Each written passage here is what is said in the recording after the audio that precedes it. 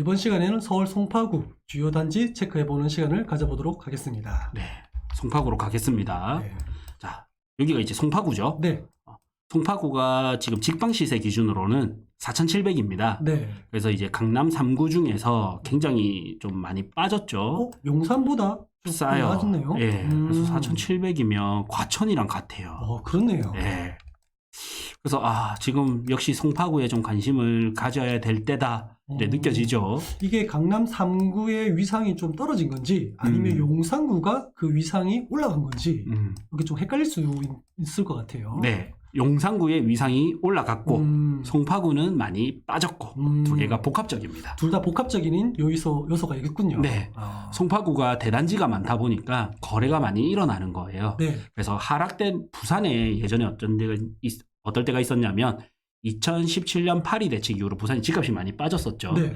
근데 지표상으로는 그렇게 많이 안 빠진 거예요. 왜냐하면 거래가 안 되니까 안 팔린 거예요. 그래서 호가창을 좀 잘 봐야 돼요. 네. 이럴 때는. 그런데 송파구는 사실 대한민국의 1급지지 않습니까? 그렇죠. 네, 뭐 1.5라 하도 섭섭하겠죠. 누구도 네. 부정할 수 없는 대한민국 강남 3구입니다. 네.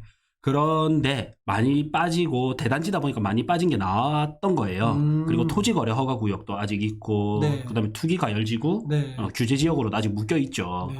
그러다 보니까 이제 많이 빠졌죠. 네. 그래서 보면 송파구 내에서는 네. 여기 잠실동이 가장 비싸고 여기가 2호선 라인이면서 한강변이죠. 네. 네. 여기도 첫 번째는 한강변, 한강. 그다음 교통. 역세권. 네. 근데 이 두 개가 다 만족하는 게 잠실. 급지로는 제가 볼 때 입지로는 네. 더할 나위 없는 입지인데. 그렇죠. 그죠? 네. 그리고 거주 환경으로 너무 좋죠. 잠실하면 뭐 롯데월드 이런 것만 생각할 수 있지만은 우리 부동산을 관심 가지시는 분들은 네. 한강과 역세권과 이런 단어들이 좀 생각나야 됩니다. 그죠? 그렇죠. 그리고 우리가 이번에 아파트 스터디반에서 이제 네. 잠실로 임장을 가는데 네.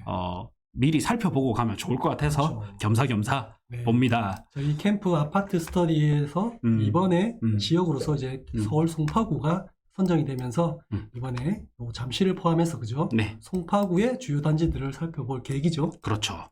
그래서 이제 잠실동이 가장 비싸고 그다음 신천동 있죠. 여기가 평당가 이제 5,600만 원 수준. 네.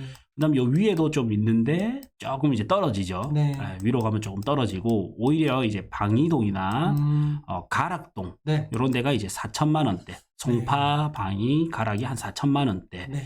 그다음 나머지가 뭐 4천 이하, 3천만 원대 이렇게 좀 형성이 되어 있습니다. 네. 네. 그래서 지금 이렇게 많이 빠졌을 때 오히려 1급지 있죠. 네. 요 1급지 위주로 좀 움직이고 있고 여전히 1급지 위주가 좀 매력이 있다고 판단이 들어요. 네. 그래서 어느 정도인지 네. 한번 보겠습니다. 네. 자, 그래서 미리 이제 우리가 준비를 했죠. 네. 어떻게 보냐. 자, 예전에 21년 1월부터 이렇게 보자면 네. 지금 서울 송파구 31에서 35평, 9평을 국민평수군요. 네. 여기서 84제곱미터를 할 수도 있지만 이러면 이제 82제곱미터 뭐 이런 게 없어져요. 네. 그래서 그냥 조금 범위를 넓혀서 31평에서 35평 정도 하면 되고요. 그다음에 요때 하는 게 무슨 의미가 있냐면 가장 우리가 코로나 기간 네. 임대차법 이래서 가장 집값이 비쌀 때 있죠. 네. 요때를 기준으로 한번 살펴보는 거예요. 거품이 꼈다고 할 수 있는 그 기간이지만은 그때를 살펴보는 이유가 있을까요? 가장 비쌀 때 얘가 순위가 매겨지는 거예요. 네. 그러면 잠실 그러니까 송파에서는 잠실 주공, 뭐 잠실 엘스, 리센츠 이 순으로 가장 가격이 비싸. 네. 이렇게 순위가 딱 매겨지는 거죠. 제일 좋을 때 순위와 시장이 가장 안 좋을 때 순위를 알고 있어야 내가 어떤 게 상대적으로 저평가다 고평가를 판가름할 수가 있거든요. 이게 비교가 되는군요. 그렇죠. 가장 좀 거품이 꼈다고 할 수 있는 그 시기 때의 1위부터 순위, 그 다음에 현재 1위부터의 순위, 요걸 좀 매칭시켜 보면 되겠군요. 그렇죠. 그래서 보면 이제 잠실 주공 5단지가 32억 7,880만 원입니다. 최고가죠, 그죠? 예. 네.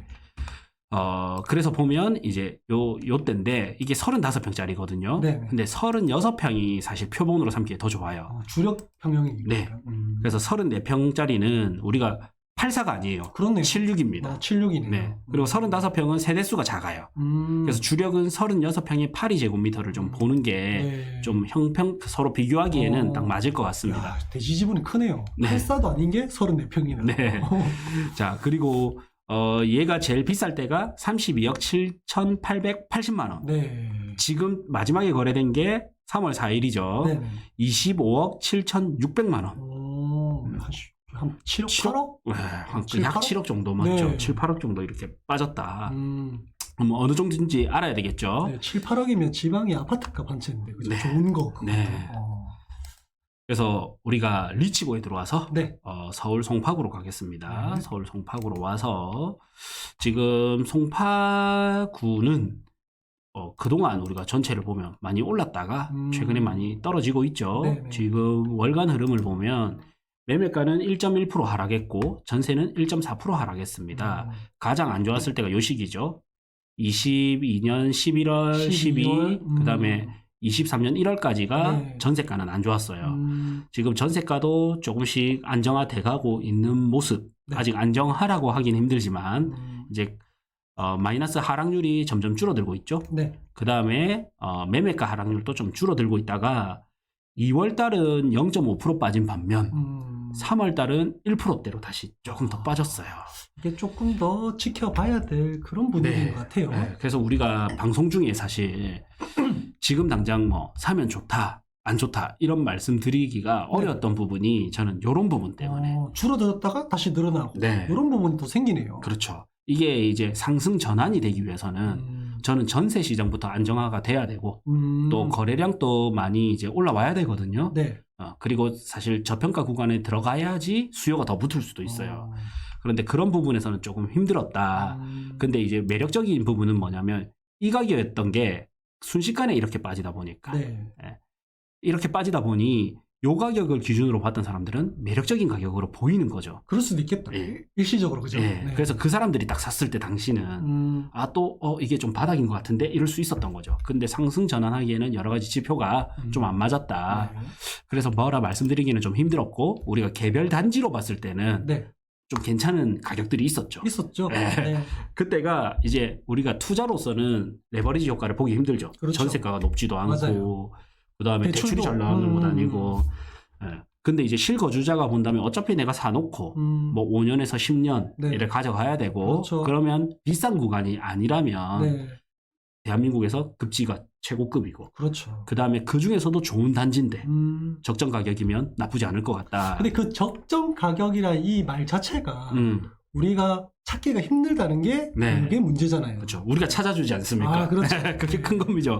대한민국 어디에도 이렇게 유튜브 네. 무료 방송에서 찾아주는 거 없을 겁니다. 없을 것 같아요. 네, 함부로 말하기도 힘들고. 사실 이거는 우리의 기준이 될 수도 있지만은 저희가 조금 있으면 그 숫자로 데이터를 통해서 저희가 보여드릴 거예요. 네. 그걸 공감하시는 분들은 충분히 뭐 좋아요, 구독도 눌러주시고 이 데이터를 또 개인적으로 활용하셔도 좋을 것 같습니다. 그렇죠. 제가 부동산에 완전 오타쿠거든요.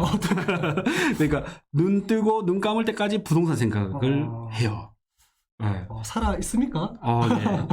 근데 이것보다 가치 평가를 잘할 수 있는 방법이 현재로서 그렇게 많지 않아요. 그렇죠. 네, 지금 물론, 같은 시기에서는 그렇죠. 네. 더 복잡하게 방법이 있지만 그것까지 하면 너무 머리만 아프고 큰 틀에서는 얼쭉 비슷하기 때문에 네. 그러니까 뭐랄까 노력을 네. 50%만 50의 에너지만 쏟으면 85% 분석이 되는데 네. 노력을 90% 쏟는다 한들 네. 90%밖에 분석이 안 되는 거예요. 그러니까 그냥 이 50 에너지 정도 쏟는 거에서 딱 이제 알려드리는 거지. 대단하신데요. 네. 자, 그래서 이제 보면 투자 점수 보면 이게 이제 그런 맥락으로 시장 흐름을 계속 보면 네. 이게 그냥 보여요. 그래서 투자 점수도 아직 좋음이 아니잖아요. 네네. 네, 제가 이거를 미리 살펴보고 이래 보는 게 아니거든요. 지금 네, 우리 시드래곤님 계시지만 즉석에서 내렸잖아요. 네. 네, 아직 조금 멀었다. 좋음이 아니죠. 네. 그다음에 전세 대비 저평가도 사실 안 좋아요. 아직까지 이 도표로만 봐도 바닥입니다. 네. 그죠? 네, 안 좋아요. 7년째 안 좋습니다. 네. 자, 소득 대비 저평가도 한 15년 정도 보면 되거든요. 네. 여전히 비쌉니다. 네. 그다음에 전세가율 여전히 낮아요. 그렇네요. 네. 전체로 봤을 때도 여전히 낮은 편이죠. 사실 요때 박근혜 정부 때 전세 대출이 나오면서 전세가율이 높아졌는데 그래서 봐도 낮죠. 그렇네요. 네. 입주 물량은 뭐 송파구의 입주 물량은 걱정할 게 안 되죠. 그렇죠. 뭐 서울은 그렇게 큰 걱정을 하지 않으셔도 네. 그 정도는 충분히 아마 구독자님들도 이해하실 거예요. 그죠? 그렇죠. 요때 헬리오시티 분양할 때 입주할 때도 뭐 네. 금방 소화됐죠. 그렇죠. 네. 예상 외와 다르게. 네. 네. 그리고 미분양 없잖아요. 네. 그러니까 이 물량 때문에 여기가 뭐 안 좋을 거다. 이거는 좀 덜한 거죠. 네. 네. 강남에 물량도 많아서 이래 있지만 사실 결국에는 수요가 강남부터 몰리기 때문에 입주 물량보다 수요가 얼만큼일 것인가가 그렇죠. 좀 더 중요합니다. 자, 팔리지 않는 매물량이 4% 증가 중이라고 합니다. 그러면 뭐겠어요? 아직 받아주는 수요가 좀 작구나. 어떤 이유에서건 간에. 네. 근데 그 이유가 우리는 이제 알고 있죠. 급격한 금리 인상. 네. 그다음에 아직까지도 누적되어 있는 부동산 규제. 그러니까 전체적으로 상품이라든가 송파구라는 아파트의 상품은 전혀 문제가 없다. 하지만 입지도 문제가 없다. 하지만 그걸 구매할 수 있는 이 수요자들의 뭔가 좀 끌리는 매력도가 좀 없다고 봐야 되네요. 그렇죠. 그게 대장님 말씀하신 뭐 여러 정책과 그다음에 규제, 세금 뭐 이런 것들이 좀 복합적으로 이루어진 문제다. 네. 매력이 없거나 매력은 있지만 살 수 없는 상황이거나. 또 눈치도 보일 수도 있고요. 그렇죠? 네. 근데 지금 사실 결국에는 돈이 돌아야 되는데 전세를 끼고 사거나 네. 대출받아 사거나 그렇죠. 내 기존에 게 팔려서 그 돈으로 사거나 네. 보통 이렇게 세 가지인데 그렇죠. 셋 다 안 되고 있죠. 현재. 그렇죠. 맞아요. 네. 그래서 이 세 개 중에 두 개는 최소 풀려줘야 이제 좀 상승 전환의 흐름이 오겠다. 네. 네. 자, 이래 볼 수 있고 그다음에 그러면 이제 소득 대비 저평가를 봤을 때는 네. 평균이 24.9죠. 네. 네. 최고점이 이제 31.2입니다. 21년 12월 네. 쯤이네요. 네. 31.2, 네. 37.2, 37.4, 네. 37.4고 현재가 31.2입니다. 네. 그리고 가장 낮았을 때는 요때 한 17.6 정도 되죠. 그래서 요거를 미리 구해놨는데 네. 요때가 50% 정도 고평가. 이게 평균 대비 대비? 가장 높았을 때에 우리가 환산하면 50% 정도 평균 대비 고점이었다. 네. 이렇게 표현이 될 수 있겠네요. 그렇죠. 현재는 31.2니까 25% 고평가예요. 여전히 조금 더 비싸다라는 느낌이 좀 드네요. 수치만 봐도. 그렇죠. 그리고 송파구가 가장 분위기가 안 좋을 때 네. 29%까지 빠진 적이 있다. 요때 과거죠, 과거? 또 올지는 이거는 누구도 모르지만 네. 이런 적은 있었다. 네. 그래서 우리는 평균과 저평가, 최대 저평가 사이 지점만 와도 네. 뭐 사람이 할 수 있는 선에서는 나쁘지 않은 선이다. 최선의 선택이었다. 네. 이래 알 수 있고 또 이제 실수요자는 적정 가격 수준에서만 네. 살 수 있다 하더라도 비싼 가격은 아니다. 네. 근데 이제 투자자는 저는 이제 요 적정 가격과 저점 가격 있죠. 네. 요 사이 언저리에서 좀 보는 게 가성비가 좋다. 근데 우리가 역사상 저점 가격으로 가기에는 사실 좀 어렵잖아요. 현실적으로. 네. 그러면 이제 저점 가격보다는 적정 가격에 좀 초점을 맞추는 것도 좀 현명할 것 같아요. 네. 그렇죠. 근데 저는 또 개인적으로 네. 투자로 바라본다면 네네. 저는 완전 저점 가격까지는 아니지만 어느 정도 요 정도 수준까지 오면 네. 저는 투자를 할 것 같아요. 그건 좀 개인차가 조금 다르다. 예, 서울에 이제 실수요를 해야 될 사람의 입장과 저는 꼭 서울이 아니라도 투자할 곳이 많잖아요. 저희는 네. 예, 사실 아파트뿐만 아니라 다른 그렇죠. 종목도 많고 맞습니다. 그러니까 굳이 이렇게 되는 거죠. 네. 저희가 표현해드린 이 가격은 고평가되어 있는 이 퍼센테이지 PIR이라는 그런 지수를 가지고 우리가 가격을 이렇게 환산을 한 거거든요. 네. 뭐 이게 절대 가격이 아닙니다. 네. 오해하지 마시고 요 가격을 기준으로 한번 보시면 좋을 것 같아요. 네. 그래서 송파구가 보면 보면이 24.9죠. 네. 이 24.9가 송파구가 굉장히 이제 비싼 동네다. 이래 알 수 있고 이때 50% 고평가였죠. 네. 그래서 32억 7,880만 원이 50% 고평가였다라고 가정을 하고 네. 이걸 이제 역산출했을 때 21억 8천 정도가 적정 시세지 않느냐. 이게 약간 50%의 거품을 살짝 뺀 거군요. 예.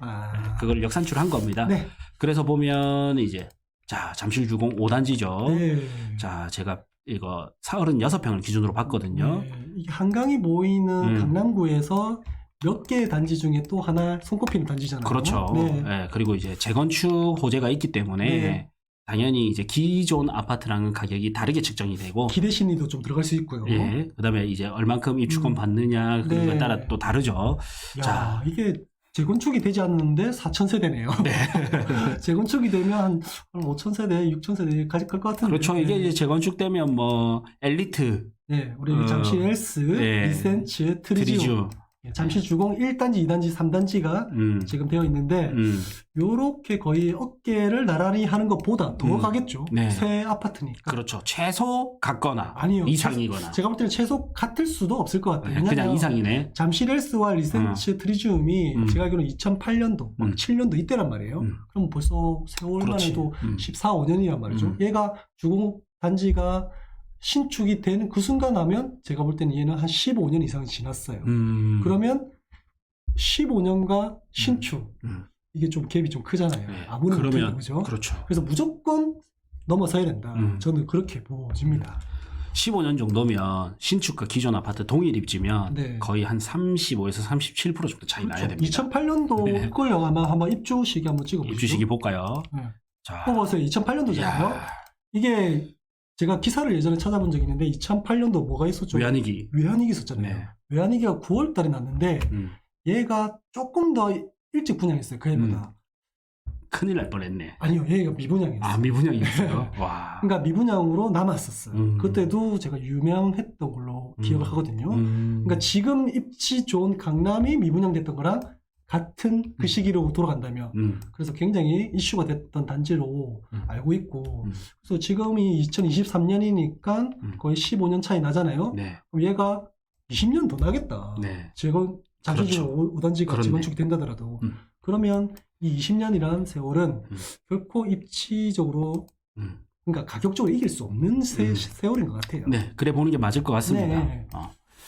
또 초등학교도 완전 노른자처럼 품고 있네. 다 단지마다 초등학교 있어요. 네, 세대수가 워낙 많으니까. 네, 얘들도 3,000세대 다 넘거든요. 5,000세대 되지. 5,000세대. 네. 5,000세대 두 개 합치면 뭐 트리지엄. 지방이 그거다. 그렇죠. 뭐. 네, 여기가 신도시다. 하나의 신도시예요. 네.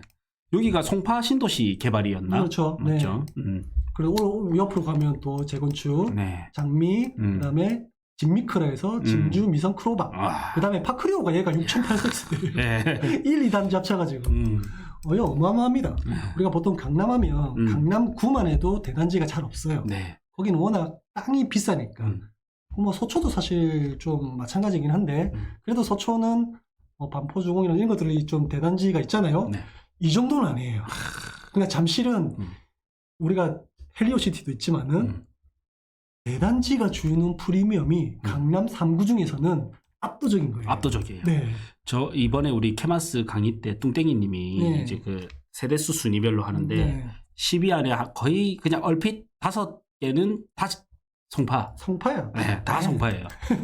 대단지가 송파에 다 있어요. 그렇죠. 그만큼 이제 주거 입지로서 또 인프라가 네. 굉장히 좋다라는 거죠. 뭐 우리가 기본적으로 알고 있잖아요. 대단지가 주는 프리미엄은 살아본 사람들만 알아요. 사실 뭐 300세대, 500세대 거기서 거주하신 분들은 대단지의 프리미엄이 어느 정도인지 잘 모른단 말이에요. 근데 살아보신 분들은 대단지가 주는 프리미엄이 분명히 있거든요. 훨씬 좋죠. 네. 잘 팔리고 그렇죠. 순환도 좋고 살기가 좋단 말이에요. 인프라도 좋고. 네. 그런 곳이 송파라고 네. 저는 봅니다. 네. 그래서 이제 잠실주공 5단지를 보면 네. 이제 얘가 32억 7,880만 원까지 갔었죠. 네. 그래서 25억 7,600이 마지막 거래입니다. 7, 8억 빠진 가격입니다. 예. 그래서 보면 32억 7,880이고 적정 가격이 22억 수준이죠. 네. 그래서 22억 수준이면 어느 정도냐면 한 요 정도 되거든요. 그때가 언제죠? 거의 2019년. 19년. 뭐 20년 코로나 훨씬 전입니다. 그죠? 네, 코로나 한 1년 전이거든요. 네. 코로나가 19잖아요. 네. 근데 실질적으로 거의 20년도에 코로나 대책들이 나오면서 네. 유동성장이 풀리면서 집값이 올랐잖아. 아니 솔직히 서울은 네. 집값 거의 잘 안 빠진다고 했을 때 우리가 코로나가 안 왔다면 그러면 그때도 비싼 20년 편이에요. 가격 정도는 돼야 되잖아요. 네. 근데 19년 가격이야. 네. 그러면 우리가 그냥 단순하게 생각해도 좀 싸다 느껴질 거거든요. 자, 자, 그래서 이게 평균가단 말이에요. 19년 중하반기 가격. 예, 그 정도 수준이 평균으로 잡는 거예요. 네. 그러면 그때가 비싸냐 싸냐 기준으로 잡으면 되고 네. 어쨌든 PIR 지수로 봤을 때 요때를 중앙으로 잡는 거예요. 네. 그래서 봤을 때 지금은 18% 정도 고평가. 25억 7,600이. 그렇네요. 그래서 송파 평균보다 조금 낮아요. 근데 사실 좋은 단지잖아요. 1등 단지인데. 네, 1등 단지인데 이 평균보다 가격이니까 네. 평균을 맞춥니다. 원래 보통 우리가 평균에 오르려고 하면 좋은 거는 평균보다 높고 안 좋은 거는 평균보다 훨씬 낮은 게 네. 일반적인데 얘는 좋은 게 평균보다 낮네요. 하락장 중이라서 그래요. 지금. 그래서 이게 좀 안정화되잖아요. 네네. 그러면 어느 정도 하락장이 조금 서열 정리가 된 거예요. 안정화가 된 거야. 네네.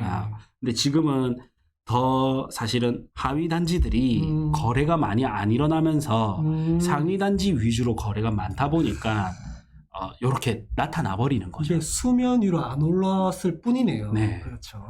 그렇게 예측할 수가 있죠. 네. 네. 그다음에 이제 잠실 엘스를 보겠습니다. 네. 이제 잠실 엘스부터는 이제 기존 아파트이기 때문에 더 유의미한 네. 데이터가 됩니다. 그렇네요. 그래서 잠실 엘스로 가보면 자 잠실 엘스는 34평, 네. 2,938세대. 야. 최고가가 27억이었고 지금 21억 4천. 네. 저희가 막 요때쯤이면 괜찮다 할 때가 19억 5천. 네. 요 정도 수준이에요. 그러면 이제 적정 가격이 18억이죠. 네네. 18억이 언제냐? 요때 마찬가지로 한 2019년 8월 정도. 역시나 19년도. 네. 이 정도 수준이고 지금 21억 4천이면 19% 정도 고평가. 비슷하죠? 비슷하네요. 네. 네. 이게 하다 보면 동호수 이거를 안 해서 그렇지 동호수까지 만약에 넣잖아요. 네네. 그러면 귀신같이 비슷해요. 그렇죠. 이게 대단지다 보니까 아무래도 단지 내에서 어떤 동이냐, 조망권이냐, 역세권에 가깝냐, 또 그렇지 않느냐에 따라서 가격은 편차가 있지. 천차만별이다. 그런 거는 사실 우리가 좀 무시하고 가격만 보고 얘기해드리는 겁니다. 그렇죠. 자, 그 다음에 엘리트 중에 리센치로 가보겠습니다. 네. 리센치는 26억 5천 거의 비슷했어요. 비슷하죠. 같은 비슷한 입지에 비슷한 그러니까 거의 똑같은 시기에 분양 입주를 했거든요. 네. 그래서 지금 21억 7천입니다. 최고 마지막 거래가. 그래서 보면 얘가 21억 7천이면 23% 정도 고평가다. 이건 좀 더 고평가됐다. 네. 근데 이거는 동호수 차이에 그렇죠. 차이가 있을 수 있어요. 충분히 이 정도는 나올 수 있습니다. 요거는 데이터로서 얘는 27억까지 갔던 게 그렇죠. 21억 4천이고 얘는 26억 5천 갔던 게 21억 7천이니까 네네. 조금 더 높게 나온 거예요. 그다음에 이제 파크리오로 가보겠습니다. 파크리오는 아까 이제 2호선 옆에 그렇죠. 6,864세대 네. 33평만 해도 4,260세대입니다. 장난 아닙니다. 6,800세대. 네. 이게 잠실 시형 아파트를 재건축한 거기 때문에 예. 굉장하죠. 네. 어쨌든 얘는 25억 3천. 전세가 마지막에 거래된 게 9억. 그러면 지금 18억. 네. 그러면 8억. 10%네요. 네, 8억 개면. 자, 일단 보면 이제 25억 3천 하던 게 18억 5천. 그러면 25억 3천 하던 게 18억 5천이면 10% 정도 고평가. 요건 조금 더 낫다. 그렇죠? 조금 더 낫네요. 네. 이것도 조망권에 따라서 다를 거예요. 동호수에 따라서. 네. 아무래도 엘리트 쪽보다는 여기가 조금 더 저렴할 수도 있습니다. 살짝 빠집니다. 왜냐면 뭐 호선 자체가 얘는 2호선 8호선이고 저쪽은 2호선 9호선이에요. 그렇죠? 예. 좀 더 강남 가깝고. 네, 네. 그렇죠. 네. 자, 그래서 파크리오는 10% 정도. 16억 8천 정도가 약간 적정 가격. 네. 그러면 이때도 한 2019년 비슷합니다. 네, 비슷해요. 네. 19년에서 하반기. 20년, 19년 하반기. 네. 그다음에 레이크 팰리스. 레이크 팰리스. 잠실주공 4단지였죠? 네. 4단지가 이것도 거의 비슷해요. 2007년도 입주. 그래서 속초노수 보이거나 뭐 이러면 또 좋겠죠. 저는 사실 석촌호수 너무 좋아하거든요. 제가 옛날에 석촌호수 처음 갔을 때 와, 나는 여기 살고 싶다. 이런 약간 상상을 좀 했던 적이 있거든요. 그래서 이 석촌호수에 처음 갔을 때 약간 좀 오전이었어요. 조금 늦은 한 9시, 8시쯤? 그러면 이제 일반 직장인들은 다 회사를 가야 되는 시기잖아요. 네. 여기서 조깅 하시는 분이 계시더라고요. 와. 그 알죠? 그런 옷 입고 저분은 뭐 하실까? 뭐 하시는 분일까? 굉장히 궁금증을 좀 자아내는 그런 곳이었어요. 네. 자, 레이크 팰리스가 자, 이제 시세를 보면 35평이죠. 네. 네, 35평 1000세대 정도. 이것도 많은 건데. 많은 거죠. 워낙 많은 거를 보다 보니. 그러니까요. 약간 동생 같은 느낌입니다. 네. 최고가가 24억 8천. 네. 지금 19억 9,500. 그러면 24억 8천 기준에 한 16억 5천이 적정 가격. 그럼 19억 9,500 하니까 조금 비싸다. 이런 나오는데 요것도 이제 조망권이나 동호수에 따른 차이가 조금 있겠죠. 네. 네. 그래서 요게 이제 고점 가격이었잖아요. 고점 가격이었죠. 네. 그래서 좋은 거를 기준으로 요 정도 수준이면 네. 괜찮은 가격이다.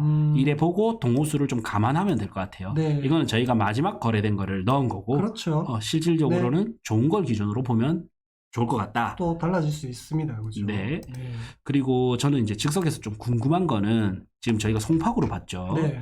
근데 강남을 잘 봐야 돼요. 이제 앞으로 어떨 것이냐는 강남을 보면 이제 강남이 전세가 좀 안정화는 되고 있어요, 현재. 네. 되고 있는데 송파보다는 좀 안정적이죠, 매매가는. 네. 전세는 다시 송파로 가볼게요. 1.8이죠. 전세 송파.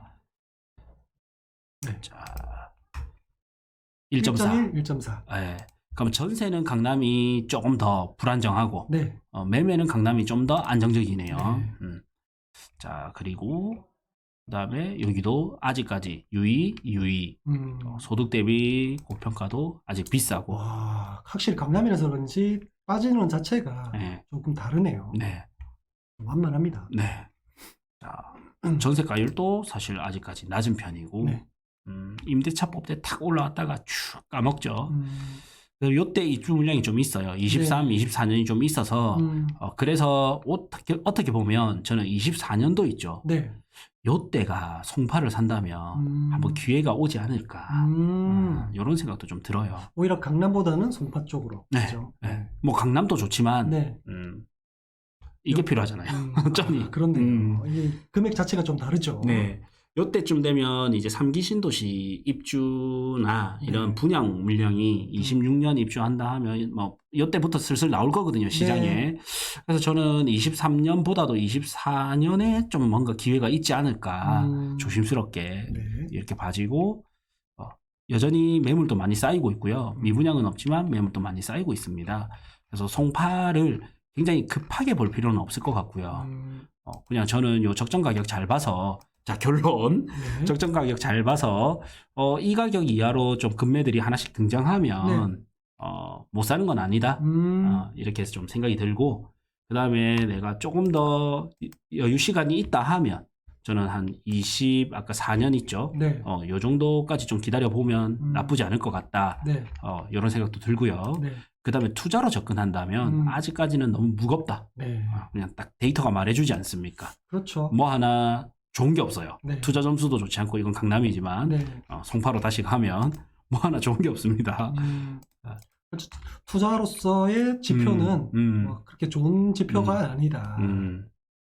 하지만 우리가 뭐 투자만 생각할 수는 없잖아요. 그렇죠. 그래도 네. 이런 좋은 입지는 투자보다는 오히려 거주자들이 비중이 더 많기 때문에 그리고 또 나름대로 대한민국에서 손가락 안에 드는 입지이기 때문에 그렇죠. 그들만의 리그가 또 있습니다. 그죠? 예. 하지만 아무리 내가 돈이 많다 하더라도 내가 남들보다 비싸게 주고 사면 뭔가 좀 실패한 느낌, 좀 진 느낌 이런 게 상대적으로 들 수 있잖아요. 네. 그래서 우리가 그러면 얼마만큼의 적정하다라고 생각이 들 수 있을 정도의 가격이냐를 우리가 이렇게 아까 숫자로 표현해 드렸습니다.